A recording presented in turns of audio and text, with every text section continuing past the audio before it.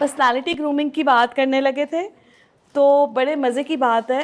पिछले दिनों कुछ एक्सपीरियंस मेरा ऐसा रहा है लोगों से मिलने मिलाने का कि मुझे ना ये एहसास बड़ी शिद्दत से होना शुरू हो गया कि ग्रूमिंग के ऊपर हमेशा मैं बहुत ज़्यादा ज़ोर देती हूँ नॉन वर्बल कम्युनिकेशन में।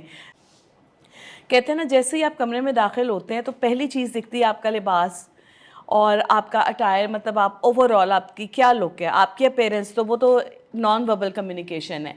लेकिन अस्सलाम वालेकुम जैसे आप करते हैं ना, और जैसे आपकी बॉडी लैंग्वेज शो होती है, आपकी वर्बल कम्युनिकेशन शो होती है, सारी ग्रूमिंग की असलियत पता चल जाती है। बड़ी ख़वातीन देखी होंगी, बहुत अच्छी दिखती हैं, बहुत खूबसूरत दिखती हैं, लेकिन जैसे ही उनके लफ्ज़ की अदायगी का आगाज़ होता है तो पर्सनालिटी एकदम से, उसका जो कह लें कि इमेज है वो डाउन हो जाता है। ऐसे होता है ना। इससे भी बढ़कर ना मुझे कल एक एहसास हुआ। मैं आपको ये बताना चाहूँगी कि मुझे ये कल एहसास क्या हुआ। मैं कल स्माइल अगेन फाउंडेशन है मुसरत मिसबा की, वहाँ पे मैंने एक छोटा सा इवेंट किया जिसमें मैंने अपना ग्रूमिंग और हीलिंग सेशन रखा। ये जो मेरी बात है, अब अल्लाह की करनी ये है कि ये प्रेजेंटेशन परसों की बना के मैंने सेंड कर दी थी मिस फातिमा को, लेकिन जो मेरा कल एक्सपीरियंस हुआ मैंने कहा आज मैं अपने बच्चों के साथ ज़रूर शेयर करूँगी। मेरी आदत है इस तरह के अदारों में जाती हूँ ना जब मैं, तो मेरी कोशिश होती है कि जिस तरह ट्रांसजेंडर कम्युनिटी है या कोई भी है, पहले को 10-15 मिनट उनके साथ थोड़ा ना घुलने मिलने का टाइम होता है। उनके साथ बैठें, उनके साथ बातें करें। आपको उस दौरान में आपके क्वेश्चन से और उनकी बातों से अंदाज़ा हो जाता है कि उनकी पर्सनालिटी में बेसिकली नीड किस चीज़ की है, वर्बल कम्युनिकेशन की है या नॉन वर्बल कम्युनिकेशन की है। तो ऑफ कोर्स दोनों चीज़ों की महसूस हुई मुझे। बट कल का जो इवेंट था ना, जिसमें बर्न विक्टिम्स मौजूद थे, उनसे बात करने के बाद ना मुझे लिटरली इतना रोना आया कि जो वर्बल कम्युनिकेशन है ना, यहाँ पर उसकी अहमियत बहुत ज़्यादा है। वर्बल कम्युनिकेशन में सिर्फ लफ्ज़ की अदायगी के ऊपर फोकस नहीं है आज मेरा।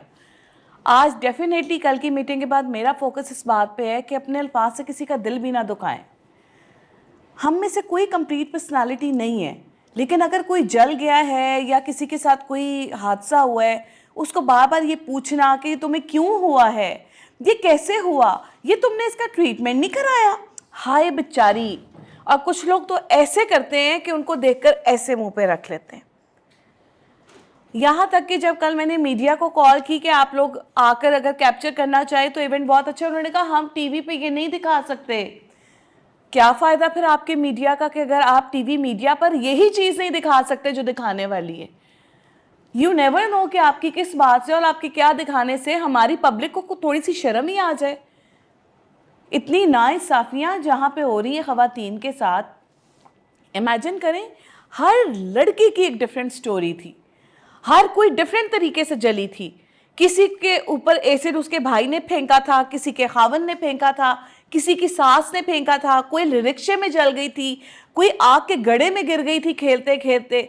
और वहाँ पर ऐसे केसेस हैं जिन्होंने 22 साल तक अपने ट्रीटमेंट्स पे गुजार दिए। उनके थाए में से स्किन निकाल निकाल के वो उनके चेहरों पे लगाते रहे। उनकी गर्दन भी मैस हो चुकी हुई थी और उन्होंने गर्दन बनाने में भी 4 साल लिए डॉक्टर्स ने। और ये सारा केस किया मुसर्रत आपा वगैरह ने, उनको स्पॉन्सर किया। मेरी बहुत इज़्ज़त का जो मकाम है ना उनके लिए बहुत बढ़ गया कि यार एक औरत है जिसने इनिशिएटिव लिया। और मीडिया क्या कह रहा है, हम ये दिखा नहीं सकते। बहुत अफसोस हुआ मुझे ये सुन के कि हम ये दिखा नहीं सकते। मतलब